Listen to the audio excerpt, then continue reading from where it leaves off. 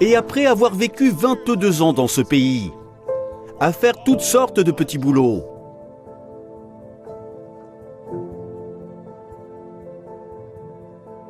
à saisir opportunité après opportunité, ma mère a fini par trouver l'opportunité en or. Elle a toujours voulu devenir entrepreneur. Et elle a vu un bâtiment indépendant et elle s'est dit « ce serait l'endroit parfait pour ouvrir mon restaurant ». Et donc ma mère a signé un contrat de location avec le propriétaire. Et puis elle ouvre son restaurant. Elle vient à bout de la première année de travail. Elle entame sa deuxième année, elle commence juste à se dégager du profit. Et un samedi, elle est à la maison à se mêler de ses affaires. Et d'un seul coup, elle entend frapper à la porte. Quand ma mère ouvre la porte, le monsieur en face d'elle lui tend des documents administratifs. Quand ma mère prend les documents administratifs, elle commence à parcourir les pages.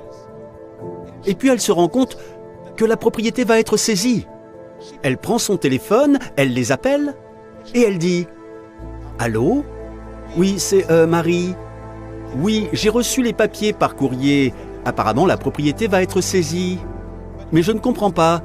Chaque mois, je paye le propriétaire dans les temps. Chaque mois, je paye. Je ne comprends pas pourquoi la propriété va être saisie. » La dame, au bout du fil, a senti que ma mère ne comprenait sincèrement pas ce qui se passait. Elle a dit « Oh Marie, même si vous avez payé le propriétaire dans les temps tous les mois, le propriétaire a pris une hypothèque. L'hypothèque est sur la propriété. À cause de ça, la banque a le droit de la saisir. Et donc, madame, la propriété va, en effet, être saisie. » Et donc, ma mère lui a demandé « Pensez-vous que je pourrais peut-être me rendre à la vente aux enchères ? Peu importe qui rachète la propriété, je serai une bonne locataire pour eux. Je resterai dans la propriété, je paierai le loyer. S'il vous plaît, pensez-vous qu'ils me laisseront rester ?» Et vous savez ce que cette dame a dit à ma mère ? Elle a dit « Madame, ce n'est même pas la peine de vous déplacer. Celui qui rachètera la propriété ne va pas vouloir conserver votre petit restaurant. » Et donc ma mère était anéantie.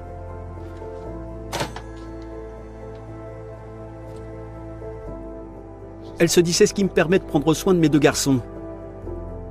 J'ai mis toutes mes économies dans ce restaurant.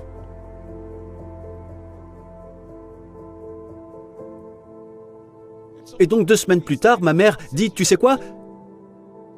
Je sais que parfois tu ne dois pas te contenter d'écouter ce que disent les gens. Et donc 2 semaines plus tard, ma mère se rend à la vente aux enchères. Elle s'attend à voir une pièce pleine d'investisseurs. Mais à sa plus grande surprise, il n'y a que 2 personnes, le commissaire-priseur et la représentante de la banque. Et là, avant que ma mère puisse se rendre compte de ce qui se passait, le commissaire-priseur monte sur l'estrade et dit « Mesdames et messieurs, nous sommes sur le point de commencer la vente aux enchères au 540 avenue Ouest Atlantique. Si vous êtes ici pour enchérir sur la propriété, levez la main s'il vous plaît. » Et donc, naturellement, la représentante de la banque est là, debout, et elle lève la main. Ma mère, qui n'avait aucune intention d'enchérir sur la propriété, qui ne sait même pas comment ça fonctionne, ma mère décide de faire un saut dans l'inconnu et de lever la main. La commissaire-priseur a dit « Très bien, nous allons commencer les enchères à 30 000. Quelqu'un pour 30 000. » La représentante de la banque est là, debout, et dit « 30 000. » Ma mère, calme, sereine, ne sait même pas comment ça marche, mais dit « 35 000. » L'enchère passe à la banquière qui dit « 36 000. » Ma mère, encore dans la course, « 37 000. » Ça se poursuit encore et encore. Maintenant, ils sont dans les 40 000. Maintenant, ils sont dans les 50 000. Maintenant, ils sont dans les 60 000. Maintenant, ils sont dans les 70 000. L'enchère passe à la banquière dit 74 000. Ma mère, encore dans la course, sans argent, 75 000. Ça passe à la banquière dit 76 000. Et là, ma mère se dit, autant m'amuser un peu. De toute façon, je n'ai pas l'argent. On doit être en train de jouer au Monopoly. Et donc ma mère, pleine d'aplomb, ma mère dit 76 500. Mais cette fois-ci, quelque chose se produit. La représentante de la banque se tient là, debout, avec un presse-papier. Elle prend le presse-papier. Elle ne dit rien. Le commissaire-priseur se doit de continuer l'enchère. Il dit 76 500 une fois. Pas de réponse. Il dit 76 500 2 fois. Pas de réponse. Il dit vendu à 76 500. À qui ? Ma mère. La femme qui n'avait aucune intention d'enchérir sur la propriété. Et donc ma mère est super excitée, elle a gagné l'enchère.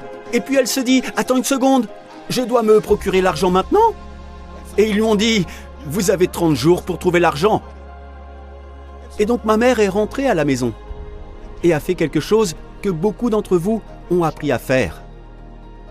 Elle a pris un calepin et elle a commencé à écrire les noms de tous ses amis, de tous les membres de sa famille, un par un. Et elle les a appelés pour leur raconter l'histoire. Certains lui prêtaient 1000, certains lui prêtaient 2000, certains lui prêtaient 3000, certains lui ont prêté 4000, certains lui ont prêté 5000. Et à 3 jours de la date limite, il lui manque encore $30 000. Et ma mère se met à penser. Peut-être que ce n'était pas fait pour arriver. J'ai investi tout ce que j'ai dans ce rêve. Et puis son téléphone sonne.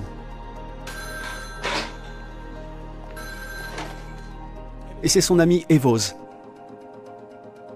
Et quand son ami l'appelle, ma mère dit « Evose, non, c'est trop tard. Il me reste 3 jours et il me manque encore $30 000. » Evose a dit « Non, Marie, écoute. Je sais que tu nous as appelés. Mais mon mari et moi, nous avons économisé de l'argent pour acheter une maison. Nous avons entendu tes appels. Nous avons entendu tes messages. À l'heure actuelle, nous avons économisé $30 000. Nous en avons parlé. Et nous voulons te prêter ces $30 000. » Donc ma mère est allée récupérer l'argent chez Evose.